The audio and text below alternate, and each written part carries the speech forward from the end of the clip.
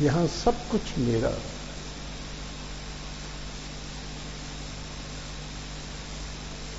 ये सारा संसार ठाकर जी ने अपने भीतर से अपनी प्रसन्नता के लिए बनाया है। इसलिए वो कह रहा है यहां सब कुछ मेरा। तुम पत्थर बना सकते हो, बोलो। तुम लक्कड़ बना सकते हो, तुम लोहा बना सकते हो। ये सारी वस्तुएं प्रकृति की हैं। प्रकृति का अधिष्ठान कृष्ण है। तो यहां पर जो कुछ भी हमें प्राप्त हुआ उसके एकमात्र भोक्ता और मालिक ठाकर जी। प्रकृति की कोई भी वस्तु किसी की व्यक्तिगत नहीं होती। होता क्या है? भगवद गीता में ठाकर जी ने कहा है, अहंकार विमूढ़ आत्मा कर्ता ही मन्यते,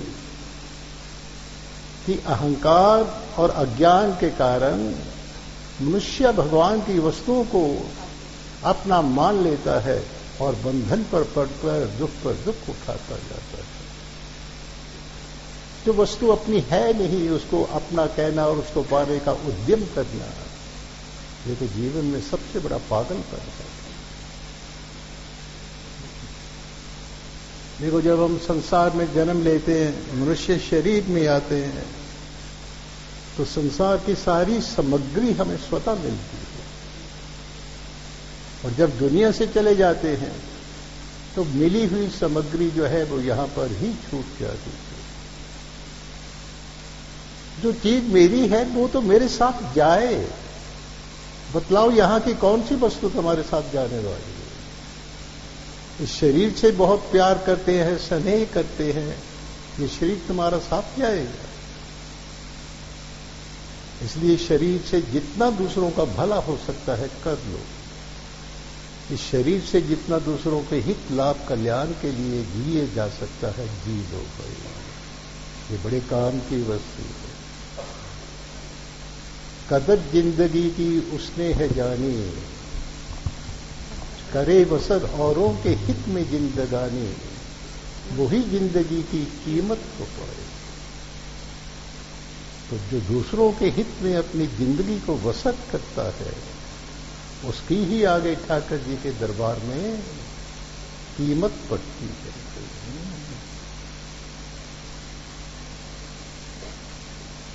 तो जाते हैं तो सारी सामग्री छूट जाती है यहां पर ही।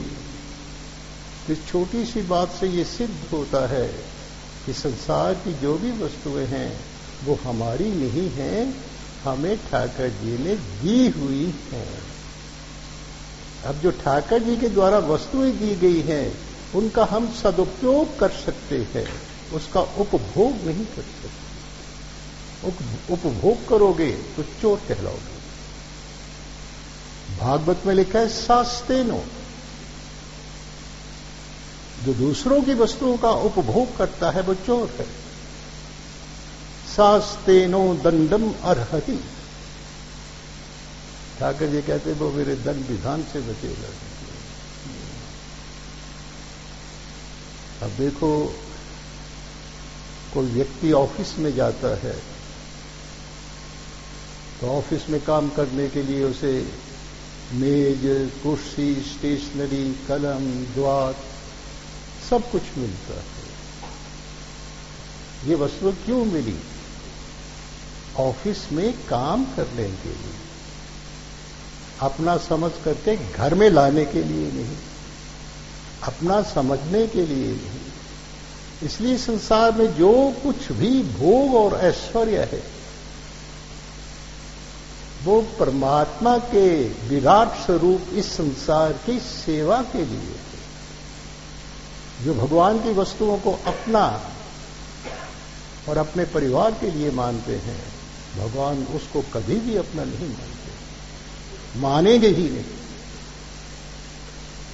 जो भगवान की वस्तुओं का मालिक बन करके उसका भोक्ता बनता है, कभी भी उसके अंदर भगवदीय गुणों का, सद्गुणों का विकास नहीं होता है। भागवत में तो उसको तो दुष्ट और नीच कहा गया है, और ऐसे प्राणी का मृत्यु के बाद पतन हो जाता है। भगवत गीता सभी ने रखी होगी घर में, जाकर 9वें अध्याय का 24वां श्लोक पढ़ना। 9वें अध्याय का 24वां श्लोक नोट कर लेना। बापा ठाकर जी ने कहा है, अहम ही सर्व यज्ञ नाम भोक्ता च प्रभुरेच ना तो माम अभिजानन्ति तत्व नेतश्च्यवन्ति ते। इस संसार में जो भी भोग ऐश्वर्य है उसका एकमात्र भोक्ता और मालिक मैं हूं। जो तत्व के द्वारा इस रात को नहीं समझता, मेरी वस्तुओं को अपना मानता है, उसका पतन हो जाता है। तत्व नेतश्च च्यवन्ति ते, उसका अधोपतन हो जाता है।